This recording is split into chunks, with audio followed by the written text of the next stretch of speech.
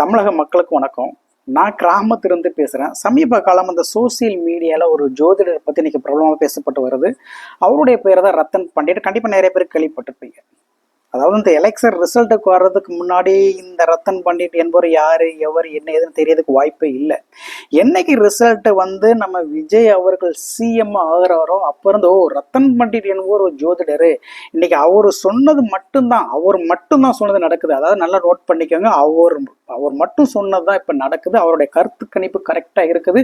அவர் என்ன வேணாலும் பண்ண முடியும், இன்னைக்கு இந்தியாவோட தலையெழுத்தே மாற்ற முடியும் அப்படிங்கிற நம்பிக்கையில் இன்னைக்கு பல பிரபலங்கள் இன்னைக்கு அவரை தேடி நோக்கி போக ஆரம்பிச்சிட்டாங்க.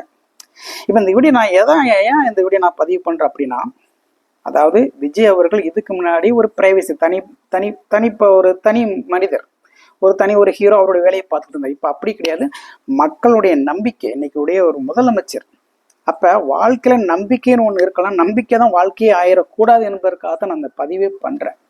ஏன்னா நம்முடைய மக்களுடைய நம்பிக்கை இன்னொருத்தருடைய தேர்ட் பார்ட்டியோட காலடிக்கு போயிடக்கூடாது என்பதற்காக தான் இந்த பதிவு நான் பண்றேன். ஏன் அப்படின்னா, அப்படித்தான் அவருடைய செயல்பாடுகள்லாம் இருக்குது. யார் ரத்தன் பண்டிட் அவருடைய செயல்பாடு. ஏன்னா சமீபத்தில் இந்த ரிசல்ட் வந்ததுக்கப்புறம் நல்லா ஆக்டிவ் ஆகிட்டார். நல்லா ஆக்டிவ். இதுக்கு முன்னாடிலாம் அவருடைய யூடியூப் சேனல்லாம் பார்த்தீங்கன்னா ஒரு 3 வாரத்துக்கு முன்னாடி 4 வாரத்துக்கு முன்னாடி வீடியோ போட்டிருக்கிறாரு. நான் ஒரு வாரத்துக்கு முன்னாடி அவருடைய சேனல் பார்க்கும்போது என் பேர் ரிசல்ட் வந்ததுக்கப்புறம் எப்படி நல்லா ப்ராப்ளம் ஆனாரோ, அதுக்கப்புறம் அவருடைய பேட்டிகள்லாம் பார்க்குறேன். அவருடைய சேனலுக்கு நான் போகிறேன். அப்போ வந்து ஒரு வீடியோவுமே இல்லை. ஏன்னா ஒருவேளை அவர் ப்ரைவேட் பண்ணிட்டாரா இல்லை எனக்கு தான் அப்படி ஷோ ஆச்சுன்னு எனக்கு தெரியல. ஒரு வீடியோ கூட இல்லை. அப்புறம் இப்போ ஒரு 3 நாளுக்கு முன்னாடி போய் அவருடைய பார்த்தேன், வீடியோஸ்லாம் வந்துச்சு. அதில் ஒரு முக்கியமான 3 வீடியோ பார்த்தேன். பார்த்ததுக்கப்புறம் சரி, இவரை பற்றி கண்டிப்பாக நம்ம பேசணும் அப்படின்ட்டு இன்னைக்கு கண்டிப்பாக பேசணும். அவர் வீடியோக்குள்ளே போகிறேன். அந்த வீடியோஸ் காணும். ஏன்னா நான் அவர் வந்து விமர்சனம் பண்ணணும் அப்படிலாம் கிடையாது. அவரை பற்றி நம்ம ஒரு விஷயங்கள் சொல்லல, அது ஆதாரபூர்வமாக இருந்தால் கொஞ்சம் நல்லாயிருக்கும். அப்போ அந்த வீடியோ இல்லாத பட்சம் நம்ம பேசி ஒரு பிரயோஜனம் இல்லைன்னா அந்த இதை நான் ஒதுக்கிட்டேன். அப்புறம் அவருடைய ஆக்டிவை நல்லா நான் நோட் பண்ண ஆரம்பித்தேன். அதாவது பல யூடியூப் சேனலில் அவர் வந்து பேட்டி கொடுக்குற இந்த 10 நாளும் பல யூடியூப் சேனல் அவர் பேட்டி கொடுக்குறாரு. கடைசியாக எனக்கு தெரிஞ்சு, நான் பார்த்தது சொல்கிறேன், கடைசி எனக்கு தெரிஞ்சு பார்த்தீங்கன்னா தந்தி டிவியில் கிட்டத்தட்ட 1 hour பேட்டி கொடுக்குறாரு. அந்த பேட்டி எல்லாமே அனலைஸ் பண்ணி பார்க்கல ஒரே கான்செப்டை மட்டும்தான் முன் வைக்கிறார். என்ன கான்செப்ட் அப்படின்னா, நான் அத்வானி கூட இருந்தேன், நான் கொஞ்சம் சில இதெல்லாமே அட்வைஸ்லாம் கேட்பார், அப்பப்போ நிறைய விஷயங்கள் சொல்கிறாரு. அப்படியே தமிழ்நாடு பக்கம் வந்தீங்கன்னா ஜெயலலிதாவை பற்றி பேசுகிறாரு. கிட்டத்தட்ட அவங்களாம் வருஷக்கணக்கில் கூட நான் பயணம் செஞ்சேன். கிட்டத்தட்ட 1000 முதல் 2000 தடவை அவர் கூட நான் வந்து சாப்பிட்ருக்கேன். என்னை பார்த்தால அவருக்கு ஒரு எனர்ஜி, ஒரு பாசிட்டிவ் எனர்ஜி இருக்கும். ரொம்ப ஹாப்பியாக இருப்பார். என்கிட்ட கேட்காம அவர் எதுவுமே பண்ண மாட்டார். அப்படி இப்படின்ட்டு பயங்கரமாக பேசுகிறாரு. அப்புறம் எனக்கு இவரோட நோக்கம்தான் என்ன அப்படிங்கிறது எனக்குள்ள ஒன்று தோணுச்சு. என்கிட்ட கேட்டு தான் பண்ணுவார், நல்லா இது பண்ணுவார். அப்படி இப்படி பல விஷயங்கள் வந்து ஜெயலலிதாவை பற்றியே பேசுகிறாரு. இவருக்குள்ள இருக்கிற ஒற்றுமை, அந்த ஒற்றுமையை தவிர பாசிட்டிவாக தான் பேசிகிட்டே இருக்கிறாரு. சரி, ஓகே அப்படின்ட்டு அடுத்து ஒரு கம்பேரிஷன் பண்ணுறாரு. என்ன கம்பேரிஷன் அப்படின்னா, இந்த இடத்துல பார்த்தீங்கன்னா ஒரு மளிகை கடையில் வேலை பார்க்குற ஒருவருடைய ஜாதகமும் பெரிய கோடீஸ்வரர் பிஸ்னஸ் பண்ணுறவுடைய ஜாதகமும் ஒன்று போல் இருக்கும். ஆனால் இந்த பிஸ்னஸ் பண்ணுறவங்க கோடிக்கணக்கில் சம்பாதிப்பாங்க, நல்லா வேற லெவலில் இருப்பாங்க. ஆனால் இந்த மளிகை கடையில் பார்க்குறவருடைய அதுவும் அப்படியே தான் இருப்பார். இதுக்கு காரணம் என்ன அப்படின்னா அதிர்ஷ்டம் தான் காரணம். அப்போ என்னுடைய பங்கு என்னன்னா, அந்த இடத்துல நான் அதிர்ஷ்டத்தை நான் உருவாக்குவேன், என்னை நம்பி வர்றவங்களுக்கு நான் அதிர்ஷ்டத்தை நான் வந்து இது பண்ணி கொடுப்பேன் அப்படின்ட்டு அந்த இடத்துல பேசுகிறாரு. அப்போ அந்த இடத்துல எனக்கு ஒரு கேள்வி இருந்துச்சு. என்னடா அதிர்ஷ்டம் பண்ணி கொடுக்குறவர் வந்து நீங்கள் வந்து பெரிய பெரிய பிரபலத்தை தேடி தான் போகணுமா, இல்லை பெரிய பெரிய ஹீரோ அந்த மாதிரி தேடி தான்? ஏன் அப்போ உங்களுடைய அதிர்ஷ்டம் வந்து இவங்க கண்ணில் படாதா? ஏன் இந்த மளிகை கடையில் வேலை வைக்கிறவங்களுடைய ஏன் ஜாதகம் ஒன்றுகள் இருக்குல்ல, அந்த அதிர்ஷ்டத்தை கொண்டு வந்து இவருக்கு கொடுத்தா என்ன அப்படின்னு எனக்குள்ள ஒரு கேள்வி எழுச்சு. ஏன்னா அவங்களாம் பெரிய பெரிய ஆளுகள் அப்படிங்கிறது. அதுக்கப்புறம் ஒவ்வொரு விஷயத்த சொல்கிறாரு. நான் அந்த அதிர்ஷ்டத்துக்காக வந்து பார்த்தீங்கன்னா அதிர்ஷ்டத்துக்கு யாருக்கு கொடுக்கலாம் அப்படின்ட்டு நான் கமலை தேடி போனேன், நான் ரஜினி தேடி போனேன், நான் வந்து அஜித் தேடி போனேன். கடைசி அவர் வந்து மாட்டிக்கிட்டது பார்த்தீங்கன்னா விஜய் அப்படின்ட்டு அவரை பற்றி புகழ்கிறார். ஒரு 6 மாதத்துக்கு முன்னாடியெல்லாம் பேசுகிறார். விஜய் வந்து சாதகம் அப்படி இருக்கு இப்படி இருக்குது, கோடியில் ஒருவர் தான் அப்படி இருக்கும், அவர் சிஎம், அடுத்து பிஎம், அடுத்து அமெரிக்காவுக்கு இவர் ஆலோசனை சொல்லார், அப்படி இப்படின்னு பேசுறாரு. அதுக்கப்புறம் எலெக்ஷன் வந்துச்சு, அவர் தான் சிஎம், அதில் மாட்டு. ஏன்னா எல்லாருமே 2031 தான் அவர் சிஎம் ஆகிறாருன்ட்டு சொல்றாங்க. ஆனா இவர் மட்டும்தான் என்ன சொல்றாருன்னா, இவர் நினைச்சிட்டு இருக்காரு. யாரெல்லாம் யார் சொன்னாங்க கரெக்டாக 100% யார் சொன்னாங்கிறத நான் ஆதாரப்பூர்வமாக நான் கீழே டிஸ்கிரிப்ஷனில் வீடியோ கூட நீ வேணா பாருங்க, சரிங்களா? ஏன்னா இவர் தான் சொல்றாரு, இவர் வேணா சொல்லிக்கிட்டு இருக்கலாம். இவர் எனக்கு தெரிஞ்சு இவர் சொன்ன உண்மையை பார்த்தீங்கன்னு இவர் கணிச்சு சொன்னதில் 110% தான் கரெக்ட். நான் ஓப்பனாக சொல்கிறேன், சரிங்களா? இவரில் என்னென்ன சொன்னார்னா, இவர் சொன்ன ஒரே வார்த்தை விஜய் சிஎம் ஆவார் 2026 அப்படின்னு, அது மட்டும்தான் கரெக்ட். இந்த 50% அப்படி இப்படி எல்லாமே அது அவர் சொன்னது எதுவுமே நடக்கல. விஜய் சிஎம் ஆயிரம் அது மட்டும் தான் நடந்துச்சு. ஆனால் இன்னொரு ஜோதிடர் இருக்கிறாரு, நான் அதை போக சொல்கிறேன் எப்படின்ட்டு, சரிங்களா? ஓகே. அப்போ இவர் சொல்கிறார், இந்த மாதிரியா 26 இவர் தான் சிஎம் ஆகிறாரு அப்படின்ட்டு சொல்லி சிஎம் ஆயிட்டார். அந்த தந்தி டிவியில் சொல்கிறார். அப்படி அப்பா என்ன சொல்றாரு, விஜய் எனக்கு வந்து தெய்வம் மாதிரி, நான் பழனி முருகனே எனக்கு இவர் தான், இவர் எந்த விதத்திலையும் நான் வந்து துரோகம் பண்ண மாட்டேன், அப்படி இப்படின்னு போட்டு நெஞ்ச நக்குறாரு.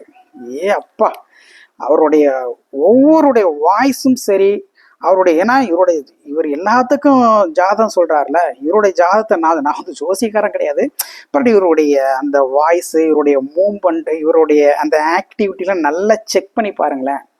நல்ல இவர் ஒரு ஒட்டுண்ணி.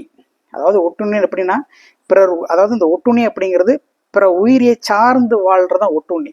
அப்ப இவர் ஒரு ஒட்டுண்ணி. இவரை யாரை பிற உயிரி அப்படின்னா, அந்த உயிரி எப்படிப்பட்ட உயிரியா இருக்கும்னா, பெரிய பிரபலங்களா இருக்கணும், பெரிய அரசியல்வாதியா இருக்கணும், பெரிய பிஸ்னஸ் மேனா இருக்கணும். அப்படின்ட்டு இவர் வந்து கிடைச்சதான் விஜய் அவர்கள் நல்லா பயன்படுத்திட்டார். அதில் ஒரு திறமை உண்மையில் தான். நல்லா அதுக்கு முன்னாடி என்னமெல்லாம் பேசணுமோ நல்லா நெஞ்ச நக்கிறார். இவருடைய மூமெண்ட்டு அதுதான். ஃபஸ்ட்டு இவரை வந்து அவரை தெய்வமாக ஏற்றுக்குறாரு. இப்படியே விட்டீங்கன்னா, இவர் போக்கில் விட்டீங்கன்னா கண்டிப்பாக ஒரு காலத்தில் அவருக்கு இவர் தெய்வமாக இருப்பார். ஐயா நீங்கள் தான் தெய்வம், நீங்கள் சொன்னாதான் நடக்கும் அப்படின்ட்டு விஜய் இவரை காலில் விழுந்தாலும் அந்த அளவுக்கு இவருடைய மூவ்மெண்ட்டு, இவருடைய வாய்ஸ் எல்லாம் அப்படி தான் போயிட்டு இருக்குது. இதெல்லாம் இது வந்து டேனிங் வந்து வேற மாதிரியவே போகிற மாதிரியே ஒரு ஃபீலிங். ஏன்னா என்னுடைய மனசுக்குள்ளே தான் நான் சொல்கிறேன். ஏன்னா அவருடைய ஆக்டிவிட்டி அப்படி தான் இருந்துச்சு. அவருடைய பேட்டிஸ் எல்லாமே நீங்கள் நோட் பண்ணி பாருங்கள், அப்படி தான் இருந்துச்சு. ஒருவேளை இவர் எடுத்தோன்னே நான் சொன்னது கரெக்டாக நடந்துச்சு, ஒருவேளை நடக்கலன்னு என்ன இருக்கும் நீங்களே அப்படின்லாம் சொல்கிறாரு. ஒருவேளை இவர் விஜய் வந்து சிஎம் ஆகலை அப்படின்னா இவர் என்ன சொல்லியிருப்பாரு? உடனே ஒரு ஜாதகத்தை போட்டு சொல்லியிருப்பாரு. என்ன சொல்லியிருப்பாருங்க? சனி சுக்கரன் வந்து அந்த இடத்துல நைட்டு 1 மணிக்கு போரை போட்டு தூங்கிட்டார், அதனால இவர் சிஎம் ஆகலாம் அப்படி சொல்லி முடிச்சு போயிருப்பாரு. வேற என்ன என்ன கருத்து தெரிவிக்க முடியும்? ஒன்றுமே பண்ண முடியாது. அப்படிதான் சொல்லுவார். இன்னைக்கு சிஎம் ஆனாலும் இன்னைக்கு ஒரு ஹெத்தா அப்படியே சூப்பராக பேட்டி கொடுக்குறாரு. அப்படியே சும்மா அப்படியே ஜம்முன்னு பேட்டி கொடுக்குறாரு. அவருடைய ஒவ்வொரு வாய்ஸும் கணீர் இருக்கும்.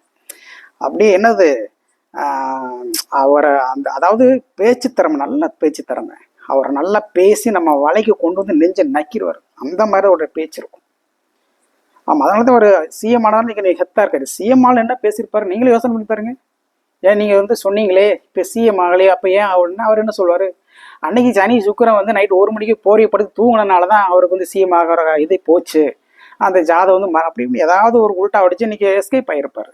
இன்னைக்கு சிஎம் ஆனால் இன்னைக்கு ஒரு கடவுளாக கும்பிட்டுருக்குறாங்க பல பிரபலங்கள், சரிங்களா? ஸோ அதனால் இவர் சொன்னது பார்த்தீங்கன்னா எனக்கு தெரிஞ்ச 100க்கு ஒரு 10% நடந்துச்சு. ஏன் அப்போ வந்து எனக்கே ஒரு வைப்ரேட் இருந்துச்சு. அதுக்காக நான் சோசியல் சொல்லலை. ஏன்னா எனக்கு அப்பவுமே எப்போ எந்த ஒரு சமூக வலைதளத்தை பார்த்தாலுமே டிவி எல்லாருமே அதே தான். அப்படி ஒரு பாசிட்டிவா போகல. எனக்கே தோணி ஒருவேளை இவர் தான் வருவாரோ அப்படின்ட்டு எல்லாருக்குமே தோண ஆரம்பிச்சு. அப்படிங்களே இவர் சொல்றது ஒன்றும் பெரிய ஒரு அதிசயம்லாம் ஒன்றும் கிடையாது. என்ன ஒன்று 6 மாதத்துக்கு முன்னாடி இவர் கணிச்சிருக்கிறாரு. அதில் வந்து ஏதோ இவருக்கு அந்த இடத்துல ஒரு அதிர்ஷ்டம் இருக்குன்னு வச்சுக்கோங்களேன், சரிங்களா? ஒருவேளை அதில் இவர் சொன்ன மாதிரியே ஆகலைன்னா நான் சொன்ன கருத்தை சொல்லியிருப்பாரு. அந்த மாதிரி சனி சுக்கரன் அப்படி இப்படி ஆகி போச்சுன்ட்டு அதனால தான் சிஎம் ஆகலாம் அப்படி ஏதாவது ஒரு காரணத்தை சொல்லி எஸ்கேப் ஆகியிருப்பார். சரிங்களா? சரி, ஓகே. அது ஒரு பக்கம் இருந்தாலுமே இவரை விட இன்னொரு ஜோதிடர் வந்து கரெக்டாக ஒரு வயசு எனக்கு தெரிஞ்ச ஒரு 35 தான் இருக்கும். அருமையாக சொன்னார். உண்மையிலேயே சொல்கிறேன். அவரெல்லாம் பிரபலமாக கிடையாது, அவரெல்லாம் வைரல்லாம் ஆகலை. நாளைக்கு ரிசல்ட்டு அவருக்கு எப்போ வீடியோ எடுத்தாங்கன்னு எனக்கு தெரியல. அன்னைக்கு நாளைக்கு ரிசல்ட்னா இன்னைக்கு நைட்டில் வந்து அவர் வந்து பேட்டி கொடுக்குறாரு. நாளை ஒரு 2 நாள் முன்னாடி பேட்டி கொடுக்குறாருன்னு நினைக்கிறேன். நான் வேணால் அந்த வீடியோ உங்களுக்கு ஷேர் பண்ணுறேன், நீங்கள் வேணால் பாருங்கள். அவர் என்ன சொல்கிறார் அப்படின்னு நெறியாளர் கேட்குறாரு. அதாவது விஜயோட சாதப்படி எப்படி அப்படின்னு சொல்கிறாரு. 100க்கு 90% கரெக்டாக சொல்கிறார். என்ன சொல்கிறார் அப்படின்னா, விஜய் அவர்கள் கண்டிப்பாக 30% மேலே ஓட்டு வாங்கி வாங்குவார் அப்படிங்கிறாரு. கரெக்டாக நடந்துச்சு. 30% வாங்கினார். அதே மாதிரி இந்தந்த இடங்கள்ல கரெக்டாக நோட் பண்ணார். சென்னை, மதுரை இந்த மாதிரி இடங்கள்ல அவர் வந்து பெரும்பான்மையை வாங்குவார் அப்படின்னா அதே மாதிரி நடந்துச்சு. அதே மாதிரி தூத்துக்குடி, திருநெல்வேலியில் சில இடங்களில் வந்து நல்லா ஓட்டு வங்கி இருக்குது அப்படின்னா அதே மாதிரி நடந்துச்சு.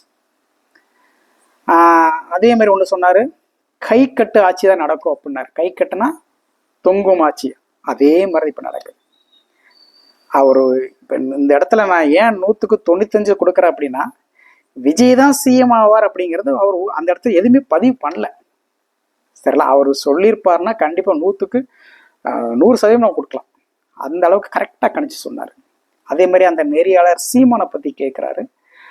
சீமான் அவர் வந்து இதுக்கு முன்னாடி 8 வாங்கியிருக்காரு. இந்த வட்டம் கொஞ்சம் 2 to 3% குறையதுக்கு உண்டான வாய்ப்புகள் இருக்குது அப்படின்னு சொல்கிறார். கூடுன்னு அவர் சொல்லவே இல்லை, குறையும் அப்படின்னாரு. அதே மாதிரி தான் நடந்துச்சு. என்ன ஒரு 4% குறைஞ்சிருக்கு. அவர் வந்து 2 to 3 சொன்னார். கிட்டத்தட்ட ஓகே, ஈக்குவலாக இருந்துச்சு. அப்போ எனக்கு தெரிஞ்சு ஒரு சரியான ஒரு ராஜகுருவாக செயல்படான்னு இவரை தான் சொல்ல முடியும். வேறு இப்போ நான் சொன்னேன், அவர் பேர் சுரேஷ் நினைக்கிறேன், ஒரு ஜோதிடர். ரத்தன் பண்டிட்லாம் ஒரு பேச்சு திறமை நல்லா இருக்குது. ஒருத்தருடைய மனசை எப்படி கவரணும் அப்படிங்கிறது கரெக்டாக இருக்குது. விஜய் வந்து ஏன் தெய்வமே அவர் தான், நான் வேண்டுகிற முருகனே, பழனி முருகனே விஜய் தான் அப்படின்ட்டு நான் அவருக்கு எந்த விதத்திலும் இந்த மாதிரி ஆள்கிட்ட ரொம்ப ஜாக்கிரதையாக இருக்கணும். உண்மையிலேயே சொல்கிறேன். அவர்கிட்ட ஜாதக கேட்டோமா, சில ஆலோசனை பற்றோமா, அவ்வளோ அந்த அந்த இடத்துல அவரை வச்சுட்டு போயிடணும். அதை விட்டுட்டு கொஞ்ச நாளைக்கு அவருடைய இதுவே அதுக்கே அடிக்ட் ஆகிக்கிடுவாங்க.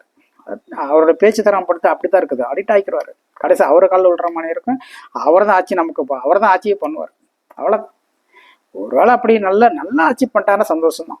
ஓகே, ஒரு ஜோதிடர் கீழே அவர் வந்து ஆட்சி பண்ணுறாரு அப்படின்னா அது நல்லபடியாக நடந்தால் சந்தோஷம் தான். ஒருவேளை ட்ராக்லாம் மாறி போச்சுன்னா ரொம்ப கஷ்டம்.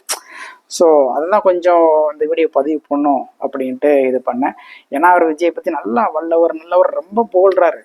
ஏன்னா அது மனசுக்குள்ளே இருந்தாலே போதும். ஆனால் இவருடைய ஆக்டிவ் மூவ்மெண்ட் எல்லாமே வேற மாதிரி போகுது. ஏன்னா இவர் தான் எனக்கு முருகன் சொல்லிட்டு ஏன் இவருக்கு முன்னாடி மொட்டையை போடணும், ஏன் போய் பழனிக்கு போய் மொட்டையை போடுறாரு எனக்கு தெரியல. பட் இருந்தாலும் ஒரு சில விஷயம், ஏன்னா இதெல்லாமே மனிதர்களுடைய மனசு சம்மந்தப்பட்டது, ஒரு உணர்ச்சி சம்மந்தப்பட்டது அப்படிங்கிற ரொம்ப ஒவ்வொரு விஷயத்தையும் கேர்ஃபுல்லாக ஹேண்டில் பண்ணணும்.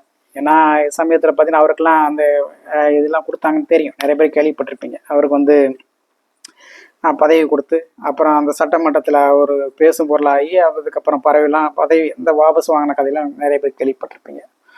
ஸோ அதனால் கொஞ்சம் எச்சரிக்கையாக இருக்கிறது தான் என்னோட பதிவை நான் பதிவு பண்ணுறேன். நன்றி.